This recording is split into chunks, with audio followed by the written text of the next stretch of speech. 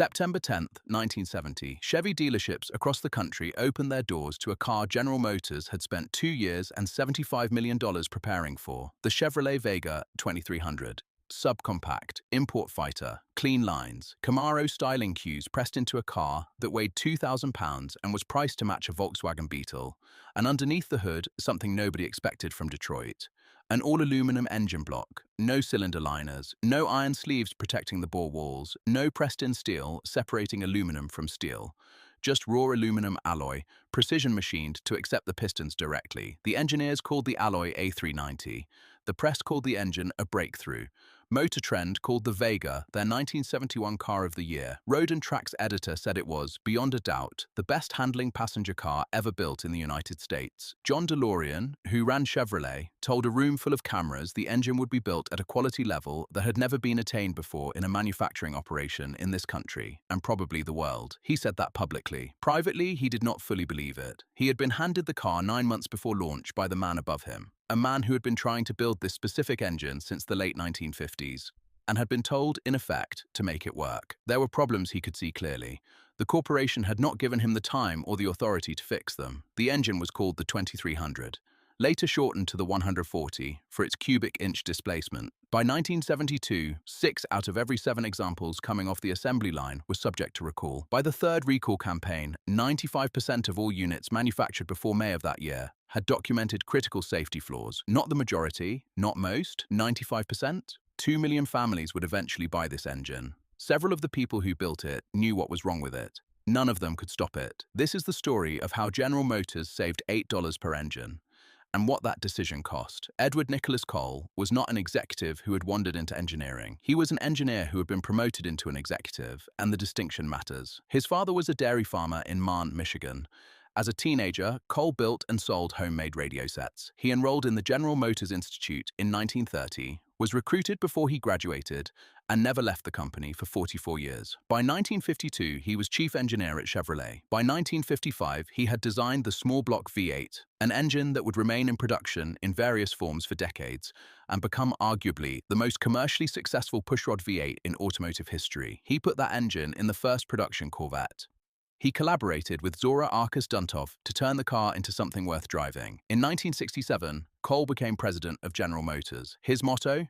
Kick the hell out of the status quo. The status quo he needed to kick in 1968 was the import problem. Volkswagen was selling more than 500,000 cars a year in the United States. Toyota and Datsun were growing faster than any domestic projection had predicted.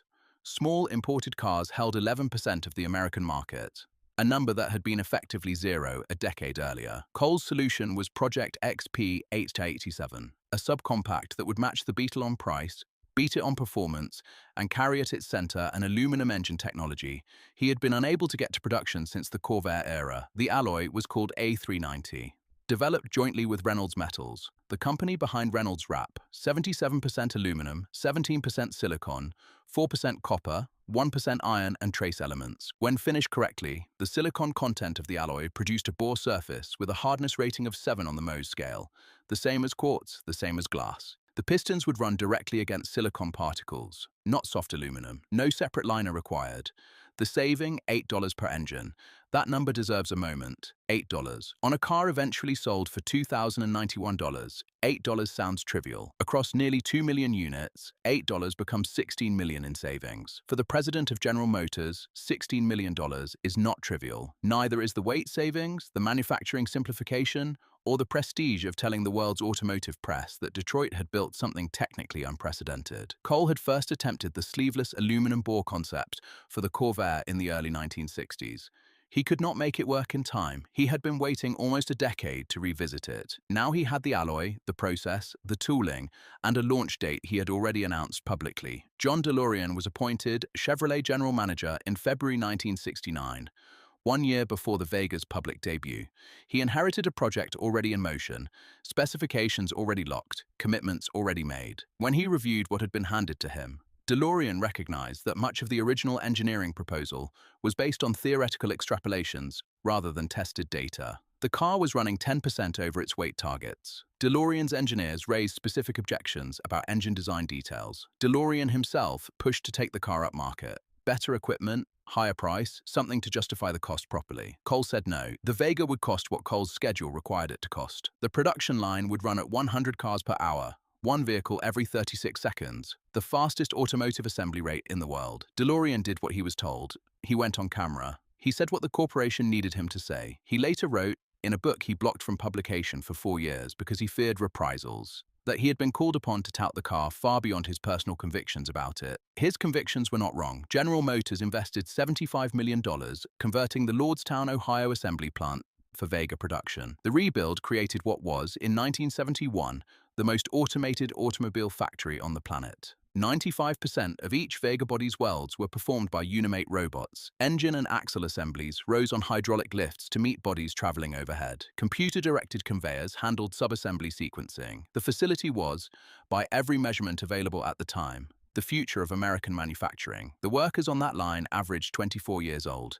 Many of them had recently returned from Vietnam. A Youngstown newspaper described them as wearing hair shoulder length, mustaches, bell-bottom trousers, and being probably better educated than any generation of auto workers in history. Each of them had 36 seconds per task. In October 1971, General Motors transferred Lordstown management to the General Motors Assembly Division, GMAD, which the workers' union paper translated as Get Mean and Destroy. GMAD's mandate was cost reduction. Their first act was to eliminate the fourth relief worker at each station. The United Auto Workers said 800 jobs were cut. GMAD said 370. The line speed did not slow. Within weeks, the Vegas coming off the line began showing specific evidence.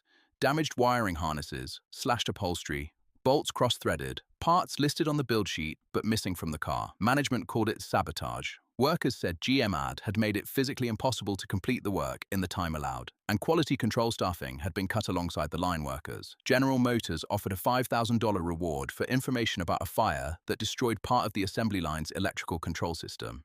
One of the union's Vietnam veterans, asked decades later whether he had been afraid of losing his job during the disputes, gave an answer that was direct. "You've got to be kidding me. I just had 500,000 Vietnamese trying to kill me. You think I'm scared of GM?" On February 1st, 1972, the Lordstown Union held a strike authorization vote. 97% voted yes. On March 3rd, 7,700 workers walked out. They stayed out 22 days. The strike cost General Motors $150 million. Newsweek called it industrial Woodstock. The phrase Lordstown syndrome entered the national conversation as shorthand for the collision between the logic of total automation and the limits of the people inside it. Meanwhile, 6 out of every 7 Vegas rolling off the repaired line were subject to recall. The signal from Lordstown had not been misread. It had been ignored. To understand exactly how the 140 failed, the sequence needs to be followed from the foundry to the highway. The aluminum blocks were cast at Massena, New York, using a precision die casting process that distributed silicon particles through the A390 alloy in sizes of approximately 25 micrometers, roughly 1/1000th of an inch.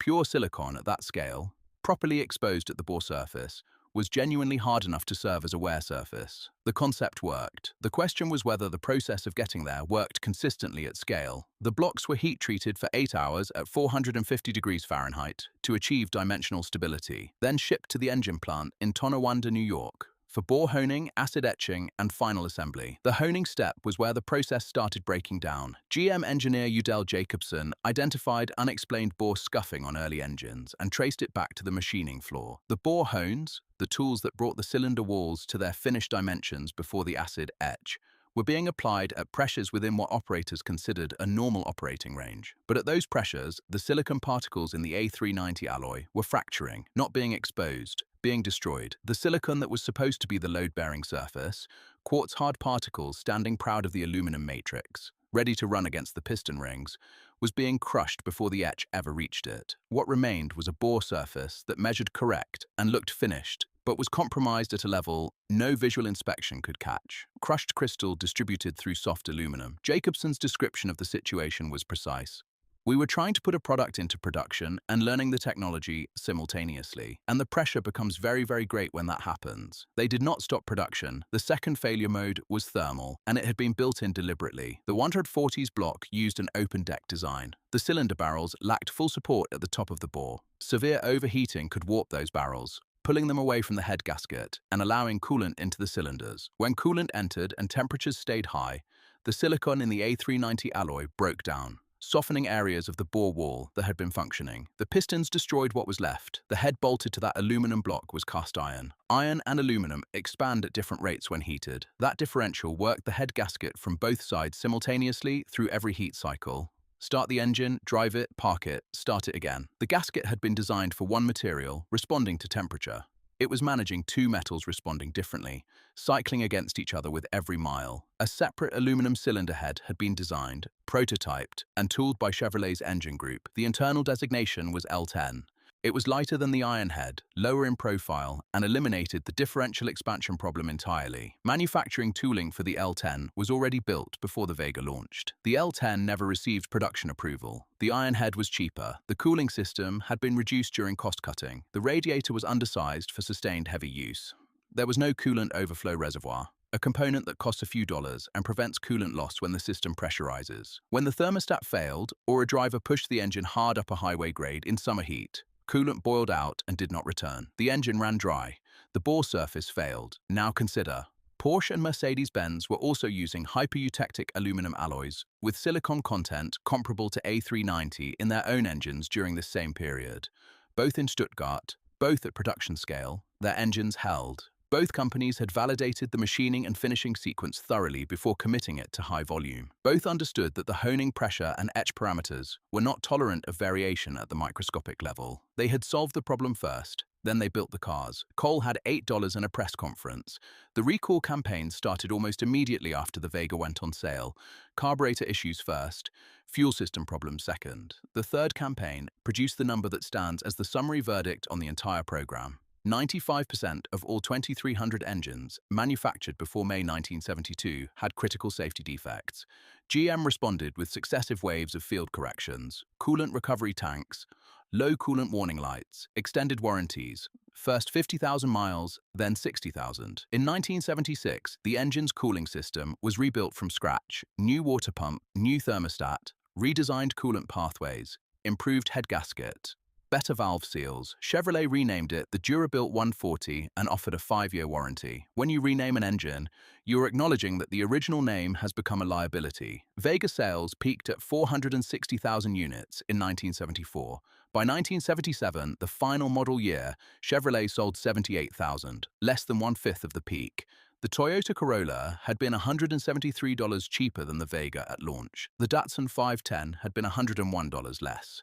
Neither import brand needed price advantage alone. They were winning on something Detroit had not found a way to buy back. By the mid-1970s, imported vehicles held nearly 20% of the American market. The Vega had been built specifically to prevent exactly that. Instead, it demonstrated to several million American families that the domestic industry could not be trusted with a small car. Lee Iacocca later pointed to the Vega's reputation directly as a primary factor in the collapse of American credibility in the compact segment. The market the 140 was built to defend had been surrendered by the 140 itself. Cole retired from General Motors in 1974. He left with 18 patents and a legacy shaped by the small block V8 and complicated by 2 consecutive projects: the Corvair, then the Vega, where a legitimate engineering concept had been executed on a schedule that did not allow it to succeed. He became chairman of Checker Motors and ran an air freight company. He flew his own plane. On April 28, 1977, the Federal Aviation Administration opened an investigation into an incident in which Cole became disoriented during an instrument approach. 4 days later, on May the 2nd, he flew his twin-engine Beagle B206 into deteriorating weather near Kalamazoo, Michigan. He became disoriented again. The aircraft came down in a field near Mendon. Cole was 67 years old. The final model year for the Chevrolet Vega was 1977. The engine that replaced the 140 was a cast-iron pushrod 4-cylinder, a Pontiac design called the 151. Its architecture was decades old. Its technology was deliberately, visibly conventional. The marketing team named it the Iron Duke. Television commercials pointed at the block and stated the selling point plainly. It's made of iron, not aluminum, iron. The replacement for the engine that dissolved itself was being marketed on the fact that it was built from a different material. That was the pitch. That was what it had come to. The Lordstown assembly plant continued operating for another 42 years after the Vega line ended, building Cavaliers, Cobalts, Cruisers. General Motors announced in November 2018 that Lordstown would close. The plant that produced 6 out of 7 cars subject to recall, that coined Lordstown syndrome, that cost $150 million in a 22-day strike, and then a generation of market credibility, shut down in March 2019. GM sold the building to Foxconn in 2022. Press reports in 2025 indicated the site was being prepared for conversion into data center infrastructure, part of the Stargate artificial intelligence project. The factory where General Motors spent $75 million eliminating human workers in 1971, where those workers voted 97% to strike in 1972, where the engine that surrendered the American small car market was assembled, is now being repurposed to run machine intelligence. A390 was not a bad alloy. The sleeveless aluminum bore was not a bad idea. Porsche proved it. Mercedes proved it. The technology worked when the process of making it work had been fully understood before production began. The question was never whether the concept was sound. The question was how much time the validation would have taken, and whether that time, however many months it was worth more or less than $8.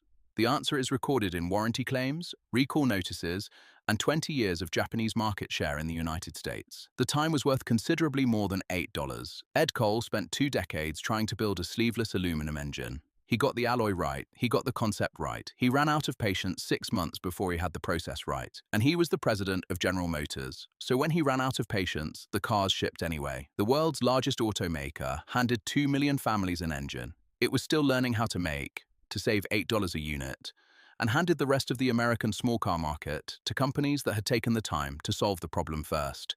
That is what $8 bought.